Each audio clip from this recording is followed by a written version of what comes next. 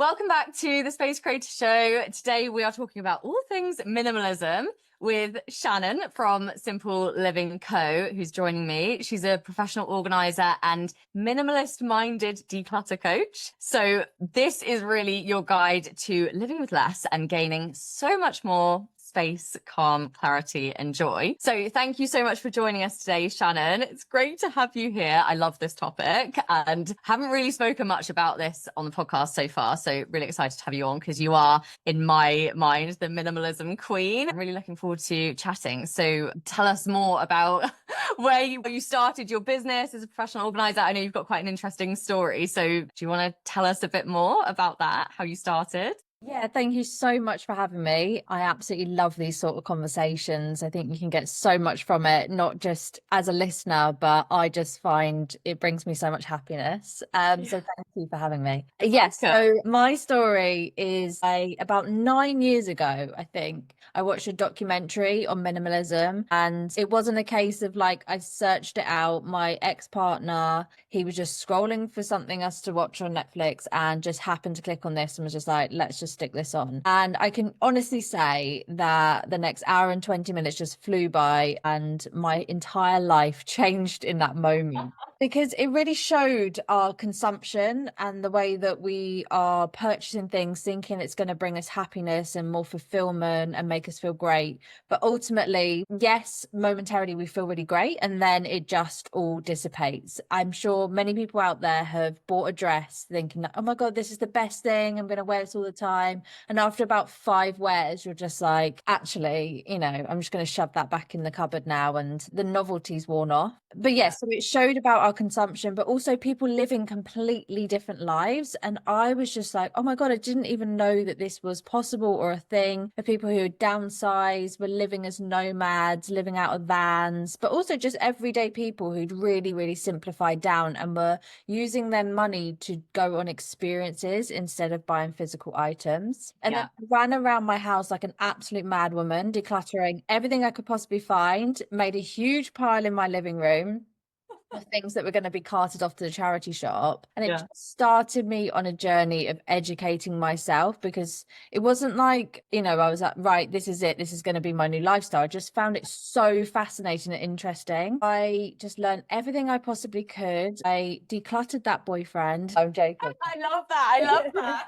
No, very amicably. No, we split very amicably. I just thought that was funny. And then I would then sit in my tiny I moved to my dad's for a little bit, and then I moved into this tiny place. It was literally one room, and when I went to rent it, she was like, are you going to be all right? It's literally one room with a bathroom and tiny kitchen. And I was like, perfect, that's all I need, because I decluttered so much and downsized. And I'd sit and I'd watch people on YouTube, like random Americans just decluttering their bedrooms, and I'd just do a little bit of decluttering with them. And anyway, I just found it so fascinating. And then I bought my first property and I was like, right, now I'm in a position where I want to help other people. I want to go out and support people with all of the knowledge that I've got. And so I became accredited and started my business. So I kind of like to work with people in a way where I bring everything I've learned in terms of minimalism into my practice. And I think that's probably what makes me a little bit different. Yes, I can do the beautiful organization, but my passion is in the decluttering and helping people to change their mindset around consumption. Yeah.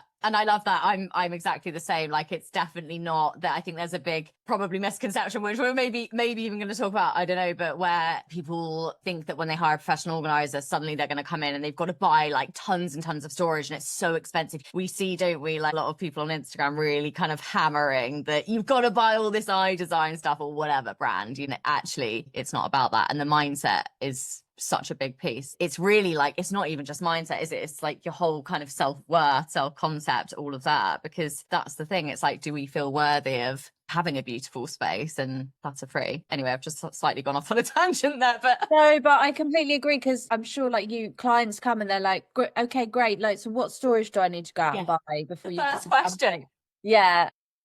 Well, yeah, I mean, mine's probably less often because my whole ethos is about like the declutter bit. And I'm like, no, like let's see what we end up with, because the hope is that you're going to declutter a large amount. And so we don't know what storage we're going to need because we don't know what we're going to be putting into that storage. And yes, we can get all the beautiful stuff, but like let's work out what we actually need that stuff for first. So yeah, I think there's kind of probably two camps of professional organizers: is the aesthetic, Yeah. and like let's change your entire life and mindset so that you can long term have a home that feels manageable and simple and calm for you. Totally. And also the fact that like really your house is where you are most of the time, right? And so actually we really shouldn't even be thinking about decluttering. We should just have a house that is calm, as in it's one of these things that we spend, or not us now, but like so many people just spend so much time thinking about, oh my God, I've just got all this stuff, like I can't. And actually the point is you shouldn't even have to deal with that. We need to focus on decluttering so that actually you can start living your life instead of constantly focusing on I need to declutter. Do you know what I mean? Yeah, but I think there's kind of that thing is, and that's where the mindset comes in, because if you do continuously bring stuff in, then you are going to have to continuously be decluttering to stay at the point you wanted. And it's if you can reduce the amount that's coming in, then you don't need to do as much going out. So that's the sticking point, isn't it? Yeah, and it's that whole thing. It's like the mindset that you need to get your mindset in the right place to actually declutter and to let go of the stuff. But then you also, we have to change habits as well, because like you said, if you don't change your buying habits, then even if you did hire a professional organizer to come and help you completely declutter, if you've got a problem with buying stuff, you're just going to have the same thing again, right? Yeah, exactly. But I do think minimalism is a big scary word for a lot of people, and I think sometimes I can be a little bit cautious in bringing it up or talking about the word minimalism too much, because it's got a huge misconception around it. I think people are terrified that, well, maybe other organizers that don't even talk about minimalism, that you're going to make them get rid of everything. It's like, I was going to say minimalist, so like you obviously don't own anything.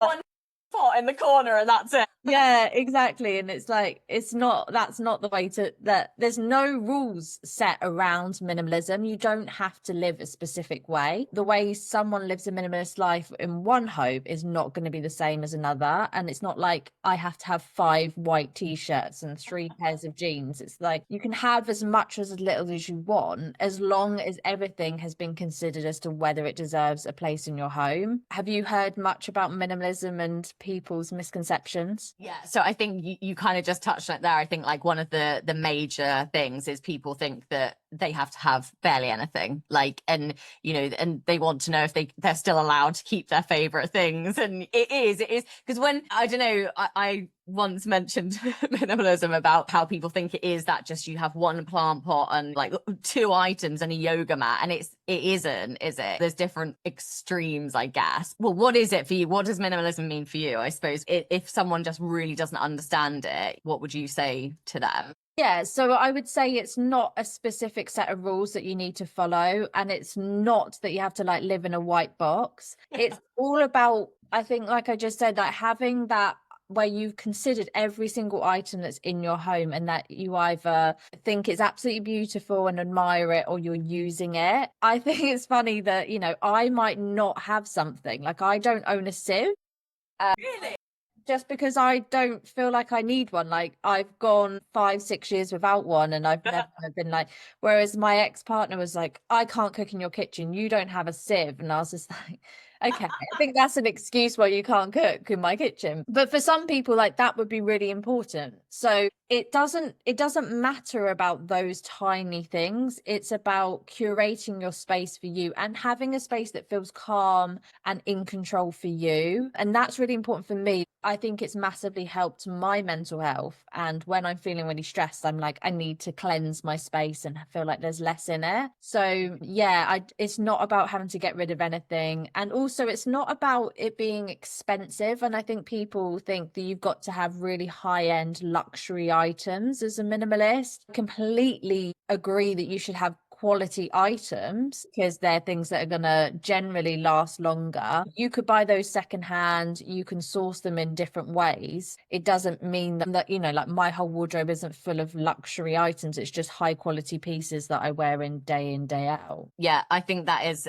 a good one to point out as well, because it is. And I think also people think, well, where do I start if I've got to be buying these more expensive things with clothes? Like so many people say to me, well, I can't afford to buy expensive clothes. So especially if, I mean, this isn't obviously about fast fashion, but you know, with fast fashion, but I can't afford it. And it's like, well, it's a false economy, because if you're spending £5 on a top from Shein or something like, or Primark or whatever, it's going to be tatty. And so then you're going to have, do you know what I mean? But I suppose there's the kind of thing where they think they've got to buy everything at once. And so actually it's going to cost them £5. And no, you don't, you do it gradually, right? Don't you? It's the mindset that people think everything has to be done now, and actually it doesn't. You're curating, right? It's slowly over time. And like you were saying, if you spend £5 on a top, it might last you a month. And then in a month, you're going to have to spend another £5. And within 6 months, say you spent 50 quid. Yeah. Whereas if you just wore what you had now and saved up that £50 to buy like a really expensive, I don't know what kind of top you need, but you know, like a top that's like 100% cotton and it washes perfectly and it's £50. And then that's it. Then you're sorted. You can go, the charity shops have amazing secondhand tiered, but like car boots. There's so much like lovely stuff for car boots. So there's a way of doing it without having to buy new. And I think something that minimalism helps with is the environmental impact that we're having on like the amount we're purchasing, especially clothing, which is probably it's the second biggest polluter in the world. So I think that can really, really help in terms of wardrobe. The other thing I wanted to mention is like people don't think they could be a minimalist if they have kids. I was just going to ask one. I was literally going to say, is it realistic with kids and a family? I definitely think it is. I mean, I don't personally have kids, but one example I like to give is, so my sister, she has a little girl who's now 3. Yeah. But before my niece was even born, we'd had like a baby shower, like even when she'd got pregnant, like gifts coming for that. Then there'd be like when she's born, then a christening, then her first birthday. So like 5 occasions before she's even 1 where things have been given to my sister, not to mention what she bought herself. And so that is a huge abundance of stuff before before she's even like walking or talking. My thought is we are like anything, whether it's clothing, whether it's homeware, because that's now like fast homeware's a thing. Yeah. Sold to when we have a baby that we need all of these things and they're going to fix all of the issues. But actually, if you think of anyone that's kind of not in a country like ours where we're constantly marketed to, you can get by with a very small amount of stuff that's needed. And they don't need all of this space and stuff and millions of clothes that never actually even get worn, still have the labels on. The clothes is the biggest thing. Obviously, I've got Ottilie and she's 2.5. And I actually felt, because this is going to sound like such an excuse, but I was so busy. Like when one of those mad people that like didn't have any maternity leave, and I was literally doing virtual coaching I think 4 days after I had her. It was wild, like absolutely ridiculous. But I actually felt so guilty because I didn't go and buy a load of stuff, and I was already a professional organizer then, right? So you know, but there's still that like pressure, I think, of, oh, you know, have you got this? And I'm like, oh God, no, like shit, I haven't got this. Should I have this? And then it's like, actually, I don't feel like I need that. But then you do, especially with social media and everyone's got all of this stuff. And yeah, I do remember feeling like, God, I feel terrible. Like I hardly have anything. I hardly have any clothes, but you don't need it. And especially when they're so young, like, I mean, they literally grow like it's a joke when they're that young. And even though I hardly bought anything, a couple of things she didn't wear. And also, you know, people buy all these like fancy outfits and they're gorgeous, but the minute you put them on, they're sick or they poo and it goes everywhere. And I always felt like, oh, I don't want to put her in that because I don't want to waste it. I mean, that's a ridiculous thing. Even that was me even think, but I was like, oh, well, she's just going to pill on it and then it's going to get wasted. And yeah, you just don't. It's like babies literally do not need 75% of the stuff. And so I wanted to ask you that question as well, because you don't have kids yourself. And I think a lot of people, and I wonder if you get this, where people sort of say, oh yeah, but you don't have kids. So like, how would you know? Yeah. I mean, to be fair, most of my clients, it isn't a case of like, you don't have kids sort of thing. I think because I have kids around me and I'm in families' homes every day, and I can tell that your kids, you can have this playroom that's absolutely jam-packed. Yeah. Your kids are playing with like 5 things out of that playroom. Yeah. And so, and the amount of times I've got messages after I've done a playroom and they're like, oh my God, they came home, they didn't put the telly on, they sat drawing, or they like pulled out their stuff and they started using it. And I'm sure you've had that too. It's because because you've taken away the overwhelm of like, it's just too much stuff. I don't know what to do with it. Because kids feel exactly the same as we do. Yeah, they do. So now they're like enjoying it. They're using what they have and they're doing an activity in there because one, there's a space, and two, it's like, it's obvious to us. But yeah, but I completely understand that kids are bought so much stuff by friends and family, and Christmas and birthdays and just constant occasions where stuff's coming into your home. So it's not a like blame game of being like, you're getting too much stuff for your kids. It's that I completely understand it's all coming in, but you can start setting boundaries with people. Yes. And asking for experiences, because I have been a minimalist for like 9 years, and my mum has only just recently got the concept that I don't want physical items, or if I do, I will tell her it's exactly what it is that I'd like. And so there's a huge majority of her stuff that's gone to the charity shop, and she now knows, like, if you're going to buy me stuff that hasn't been requested, it will go to the charity shop, because I don't want to clutter up my home. Gifting experiences is something that's really important and can be done at any age. And I like new mums, it's just like, don't buy another dress for my baby, like give me a massage, or like a babysit, or it doesn't have to be expensive. So experiences instead of physical items for gifts, or something that can be consumed. Or I love to buy my friends flowers for birthdays instead. Yeah, it's a really good point. And also, I don't know if you want to touch on the kind of mindset about how, and I think a lot of people still struggle with this. I used to really struggle with it. And I actually remember like my mum saying about it, oh, well, when you buy stuff, you own it.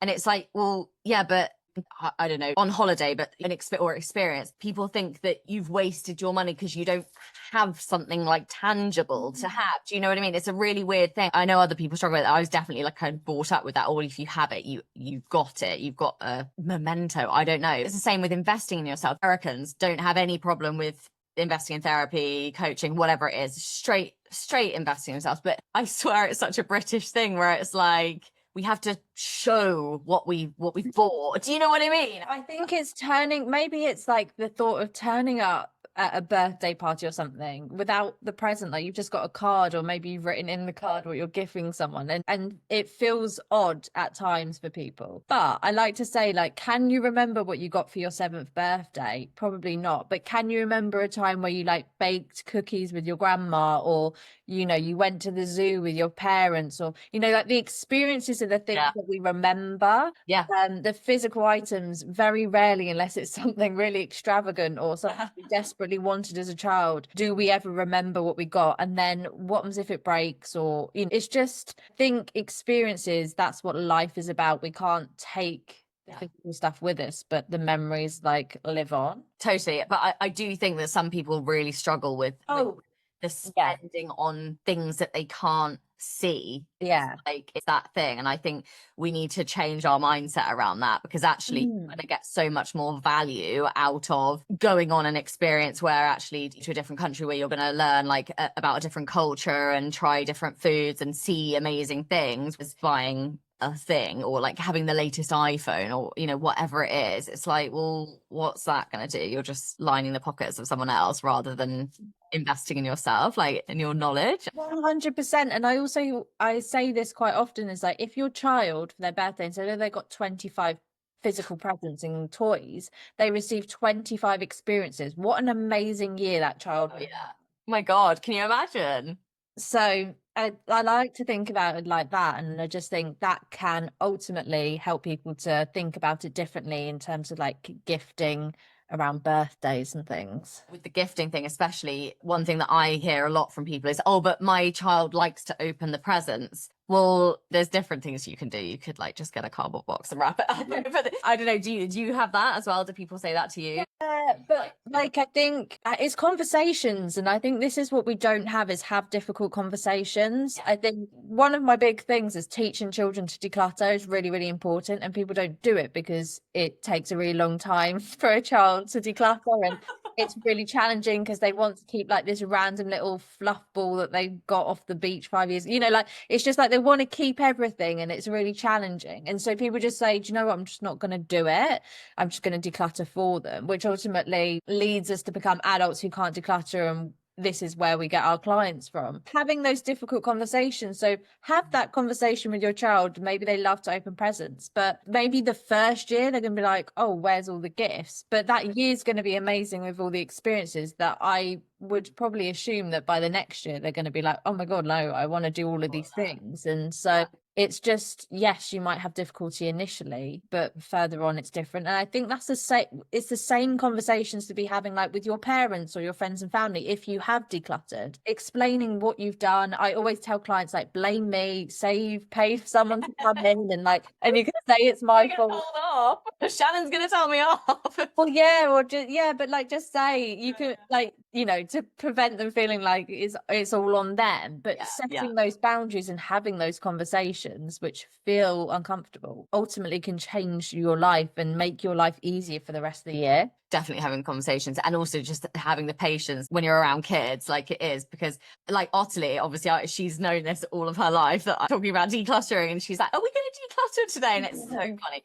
But she's pretty savage. Like this morning we were sorting out, she's got like one big, it's just like, one of those Fortnum and Mason baskets in the sitting room because it looks nice and I don't want an ugly toy box in there. But it is the least practical toy box ever. But it looks nice. And it was full of just random bits of stuff like paper. And we were going through it and I was like, do you want this? She was like, no.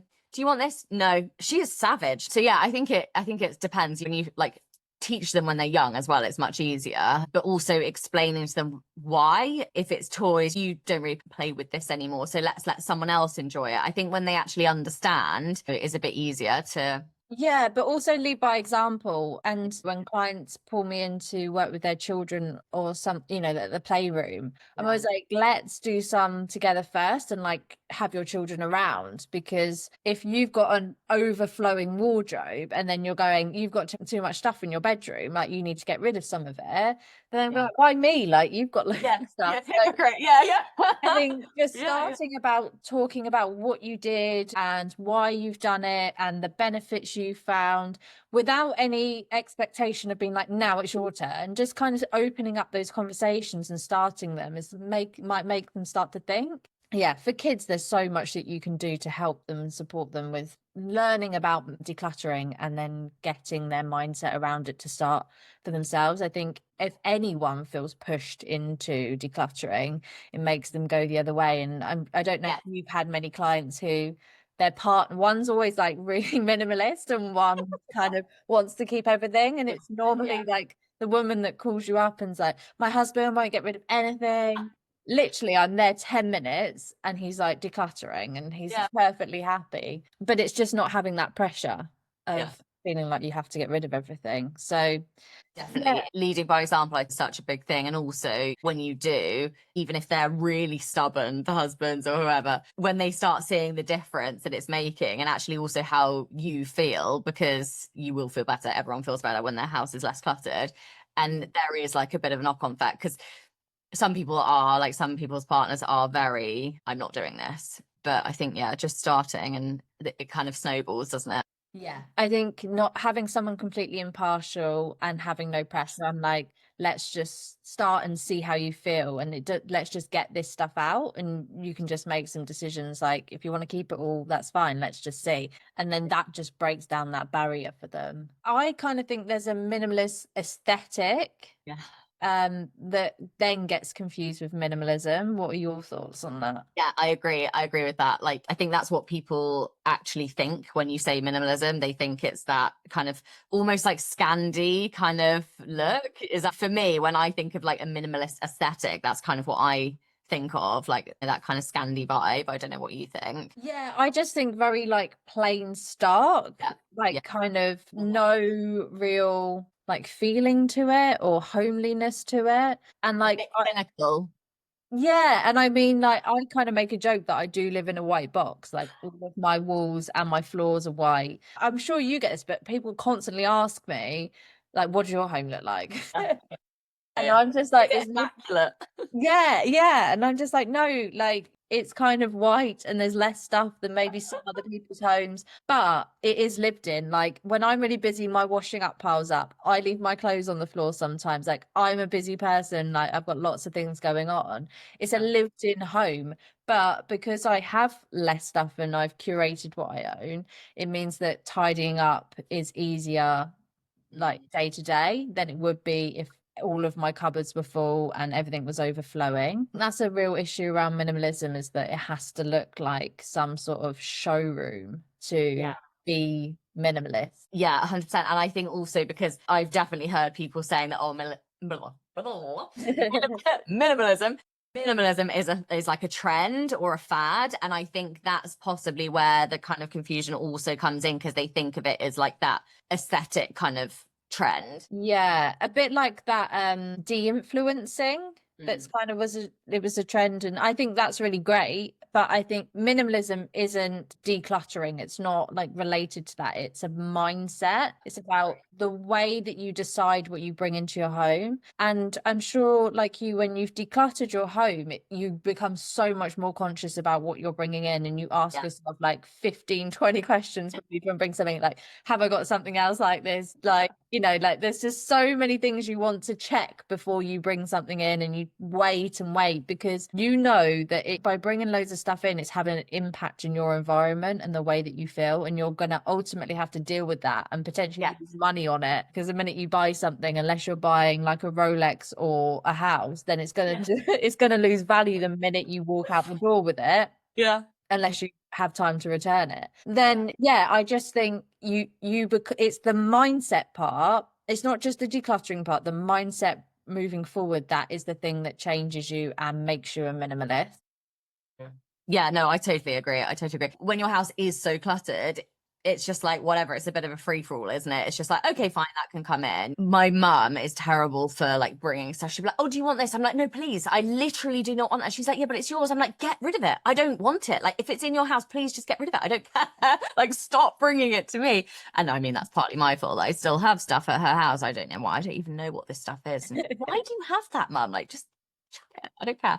But yeah, it is when you do have a clutter-free home, you absolutely, it starts to change your mindset anyway, doesn't it? Like even if you're not doing any specific mindset work around it, but you just do become more conscious, and controlling is not the right word. What am I trying to think of? I don't know, like just about your space.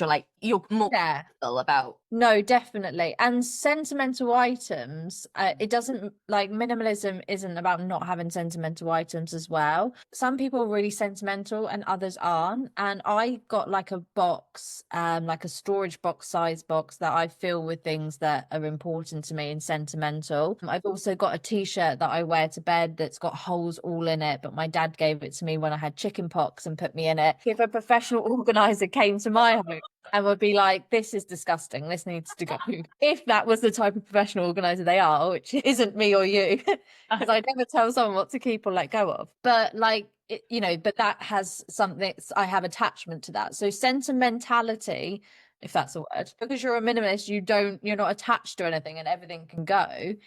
It's I just go through the sentimental stuff like maybe every 6 months to a year, and just go through and see if there's anything that I've kind of less attached to anymore, and just think, oh, I'm not that bothered about it. And keeping it in a specific box means that it's contained, and I will kind of set myself those boundaries of I can only fill this box. Yeah. is like not even half full. So how do you feel about like sentimental, especially when you've got a child and like all the stuff they bring in? How do you feel about sentimental bit? I think it's definitely trickier with kids, but then also, to be honest, I am quite brutal. Like, I mean, she will come back with artwork. She's only at nursery, but she comes back with artwork every day. And you just, I mean, what do you do with it if you're keeping it all? You just can't. Like, it's ridiculous.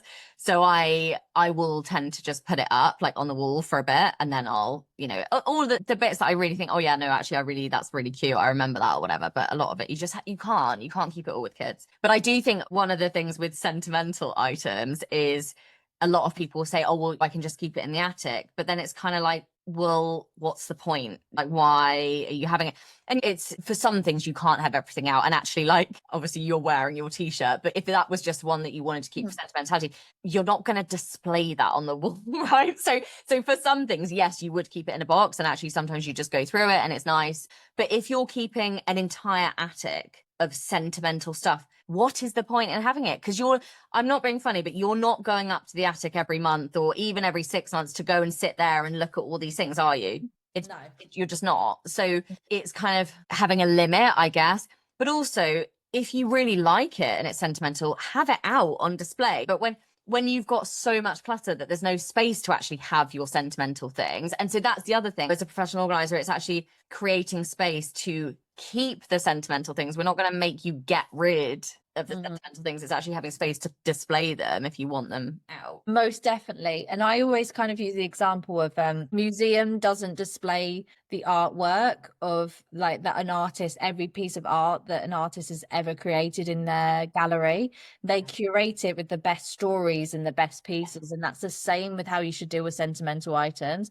People have like 25 photo albums, and like maybe half of them they don't even know who the people are in the pictures. It's like curate that down to people you actually know, or spend a bit of time taking pictures of them and say to your family, put it in the group, does anyone know who this is? And if no one knows and no one cares, then it can go. So yeah, I like you said, a whole loft full of stuff, you aren't going to have the time to ever sit and enjoy those pieces, whereas you will if you've really brought it down to a select amount of items. Yeah, definitely.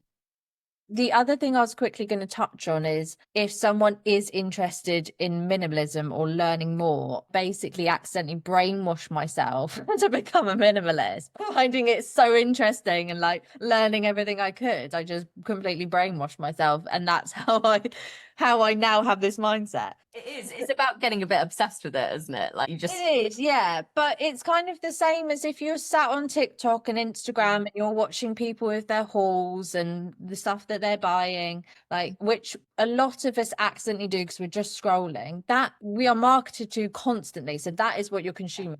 If you want to change your mindset, you need to go the other direction. You need to look out for things where people are de-influencing or talking about minimalism and educating yourself on the thing and the mindset you want to become. Yeah. So a couple of places I think would be beneficial to look for. The Minimalists, their first documentary is free on YouTube. You could also find a link to it on my bio on my Instagram. Is that the one that you watched, Shannon? That's the one that I watched, yes. They have another documentary out, which I don't think is as good. So I would always recommend watching the first. If you absolutely love it and want to watch the second, go ahead. Matt Diavella is the guy who produced the film, and he is a YouTuber.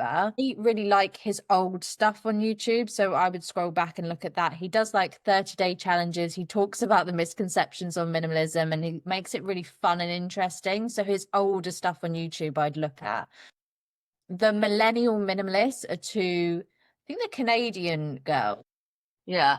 They're Canadian, and they have done some amazing. There's lots of podcast episodes where it's just them talking, but they now interview a load of amazing experts. They are really good to learn everything around minimalism, but from the perspective of kind of if you're millennial, but up to any age. We'll link all these as well in the Yeah, sorry to give you more work. No. But honestly, if you can't, lots to have a professional organizer come into your home can be quite a big expense for a lot of people. I didn't even know about professional organizers at the point of decluttering for myself, that I would literally, like I said, just sit and watch YouTube videos of random people decluttering, and you can pick up so much stuff Yeah. from people. So I think that that could be, if you need accountability and kind of feel like you want to body double with someone, which can be really helpful if you've got like ADHD Yeah. or just really like to have that support. I think that's a really great place to start. So just start by watching those videos and find someone you like and do that with them, even though they don't know you're doing it. No, I agree. People often kind of use the "I can't afford it" right reason to Yeah, not actually get sorted. And yes, you could argue so many things right about that statement. We're getting to the mindset around that statement, but it is a situation, and actually there are so many things that you can do for free yourself. It's just a case of deciding that actually, no, I am doing this. What can I do to make this work? If I need accountability, what can I do? There are free ways to do it, but yeah, it's just really making that decision, isn't it? And deciding, because that's the thing that just holds us back when we haven't decided fully that we're going to do it. Yeah, and the other thing I was going to quickly say is that I think for me, part of it was learning and educating myself around how our consumption's impacting the environment really changed my mindset around what I was buying. So Buy Now, which is a kind semi-new, I think it came out this year, documentary on Netflix, Yeah. and really talks about, one, how we're sold to, but also the impact on our environment up to date, like right now, and anything around fast fashion and kind of how our stuff is actually produced can be really helpful for you to look at your mindset around what we were saying earlier about spending £5 versus £50 on items. There's a lot of fast fashion documentaries out there that you can watch, and I think that really helped me with kind of clothing. It's education, isn't it, to help you to make the right decisions for you. Definitely. And there's so many Instagram accounts as well now, like talk about the impact, particularly around fashion. And I think, isn't it there's enough clothes on the planet for the next 6 generations or something ridiculous? Yeah, 6 generations. It is wild when you think about it. But yeah, it's just, I think if you do like buying new clothes and you like that, then try buy clothes that are going to last longer rather than just constantly buying tons and tons and tons of fast fashion. It's such a big topic, isn't it? But yeah, and it's very difficult. But one of my slight issues is people who buy new and then think, well, I'll just declutter it and then I can buy more. But actually, that's not the point. Yeah, and the charity shops only sell a very, very small proportion of the clothes that are donated, and a lot of them get bundled up and sent to places like Ghana, where they're put on a secondhand market, where actually a huge proportion of that isn't even sold there because they've got so much stuff, and the stuff is such poor quality that actually it's just getting dumped and burned and creating massive piles, which is polluting the waterways with the dyes. And there's some really interesting Instagram accounts that show you these horrors of these markets and kind of surrounding areas, because they don't have landfill like we do. And so this kind of like, oh well, I'm keeping my home calm and clear by just moving it in and moving it out quite quickly isn't the solution. It's like slowing down our purchasing and, like you say, keeping things for longer. Yeah, definitely. And I think that's the real issue with like trends. I've never really like followed trends with fashion. I just tend to wear what I think suits me. And I think I don't know if it is a younger person thing that you constantly have to buy the new stuff. I don't know. I just buy stuff when I need it or when I want it, but not because someone on TikTok is telling me that I have to have this ridiculous top that's like made of mirrors or whatever, like this crazy trendy stuff. And I do think that is like one of the biggest issues. But then, yeah, I mean, it's such a big topic, isn't it? Like fashion. Yeah, because there's also the homeware, which we very slightly touched on, which is just this fast homeware that's now happening, where like the trend of your home has to continuously change, which is insane. It is. I mean, can you imagine how much work? I mean, I feel like a lot of these influencers that are doing this, there's far too much time on their hands, right? It's like, if you do yours nicely and it looks good and it's classic, and it's why are you going to keep changing it? It's wild. Yeah. Yeah. So it's just kind of acknowledging that these things are happening and that you're being influenced in a certain direction, and just making the conscious decision to invest your money elsewhere and to invest your time elsewhere, and the resources to just kind of be like, this isn't going to be for me. So yeah, that's all part of the mindset shift. Yeah. Amazing. I've loved talking about this. Have you got any final like tips that could help people on their journey towards minimalism, and kind of where to start maybe? Yeah, I think the first thing is obviously to declutter if you can, but maybe go away and look up some people around minimalism. And it doesn't have to be any of the people I suggested. They kind of resonated with me, but you might find someone else that resonates better with you. Just kind of search on YouTube minimalism, or kind of Google, see what you can find, who you think, oh my God, like I love what they're saying and who they are. And then definitely declutter. Don't go out and buy loads of storage solutions. And it's not, I'm sure you say this as well, but it's like not a one-time thing. I have been on this process for like 9 years of decluttering and simplifying and changing my mindset. And even now, sometimes I find myself caught up late at night on Instagram. Yeah. I almost purchased these tiny little vases a couple of months ago that I'd seen, and they were like,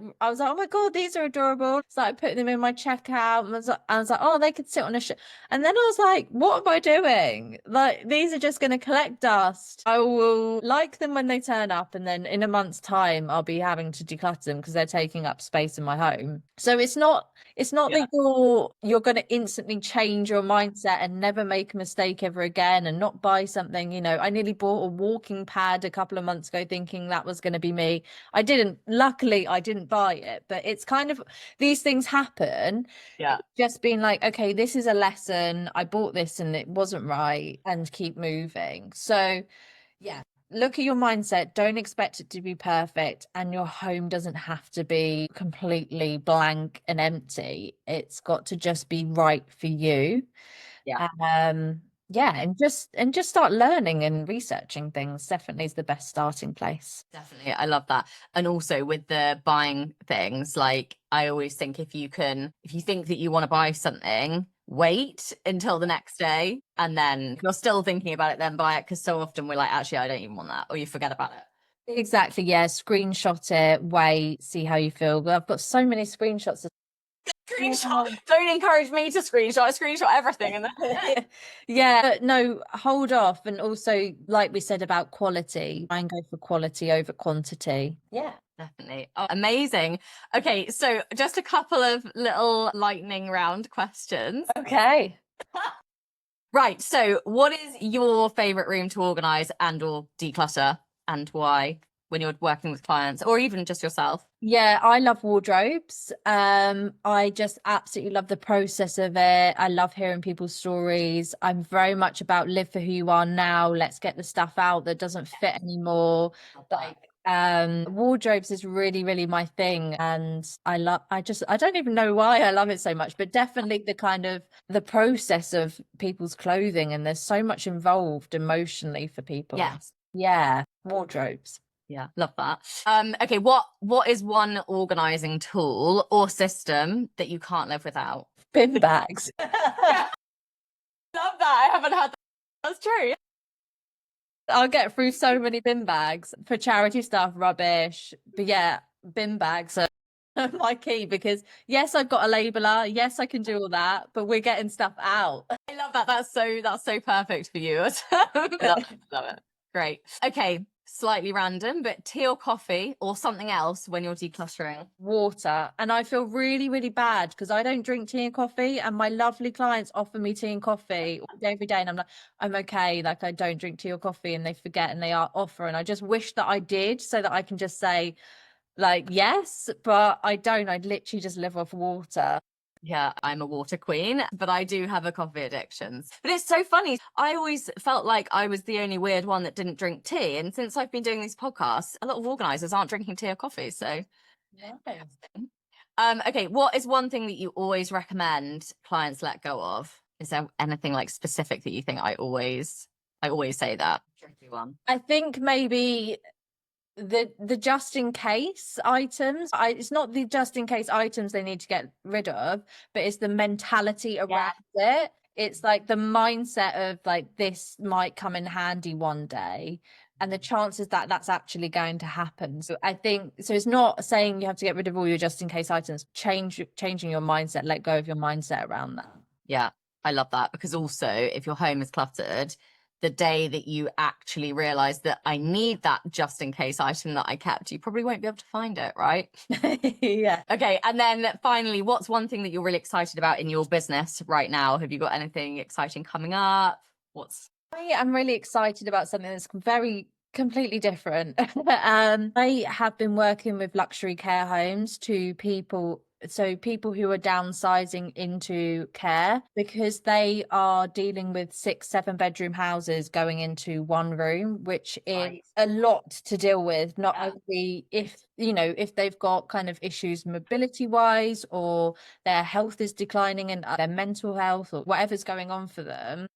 Yeah. Friends and family can support, but I'm sure you've had this where it can be quite difficult working directly with friends and family, or they don't have anyone at all to help them with that. And so it's preventing them from being able to get the help and support that they need within care. So I have been working with care homes to educate people about, the services that are on offer to them. And for me, I think that's a really important service to be able to help, because otherwise house clearance tend to come in, which is completely just let's wipe everything out and it's gone. Compassion or consideration for that person and what might be important to them. Yeah. So expanding that part of my business has really given me joy and pleasure. Plus the public speaking and talking on stage and those sorts of things is kind of the areas I'm really enjoying at the moment. That's so exciting. I saw you did one and it looked amazing. I think it was like maybe like a month ago or something. I saw you did Was that a Neptune? I went and did a kitchens talk. Did you know? I didn't see that. Oh, I love Neptune. Oh, amazing. No, it was something, and I don't know, was it On stage? Yeah, on stage. Yeah, I went and did a talk on like basically my whole story of how I kind of got into this, and it was all about a spiralizer was my thing, and how people. Oh my God. Yeah. No, that was fab. And yeah, I've loved going out and speaking and just kind of being that touch point for people to be like, oh my God, like, yeah, there's a chance I might want to change my mindset. That's amazing. Well done. Cool. So if our listeners are near you and they want to work with you, Shannon, how can they get in touch? And actually, sorry, I didn't even mention where you cover. So do you want to just tell them? Of course. So I cover most of Sussex, Surrey and South London. I can travel a bit further afield for larger jobs. So always do feel free to get in touch if you feel like you resonate with the way that I like to work. You can find me on Instagram, LinkedIn, Facebook, all of the platforms. I'm Simpl Living Co, and there's no E on the Simpl. I've decluttered that. Shannon Murphy, if you can't find me, but feel free to reach out and get in touch and have a chat with me. I kind of offer similar services to most organisers, but I also do a vintage listing service, because I know a lot of organisers, we all do wardrobes, and I love a wardrobe, but then people have a pile of stuff. They're like, I'm going to list that on Vinted, and I come back a month later and it's still sat there. So I list it all for you. So you just handle the accepting of offers and ship it, but it's up there and it's selling for you. And I have so many clients where literally I'm walking out the door and there is already selling. So amazing. Yeah, if you want to declutter your wardrobe with me and get everything listed on Vinted, then feel free to get in touch. Oh, that's such a useful thing, because when I was really focusing and helping people in home still, so many people would say it, and I was like, I can't. I just can't. Yeah. Right, with everyone go to Shannon. Yeah, happy to help. Amazing. Cool. And we will link all of your details and everything in both descriptions below. So yeah, you can get in touch. But amazing. Thank you so much for joining me, Shannon. It was lovely to have you on the show. Thank you. Cheers. Thank you so much for joining me for another episode of Space Creator Show, and I will see you next week.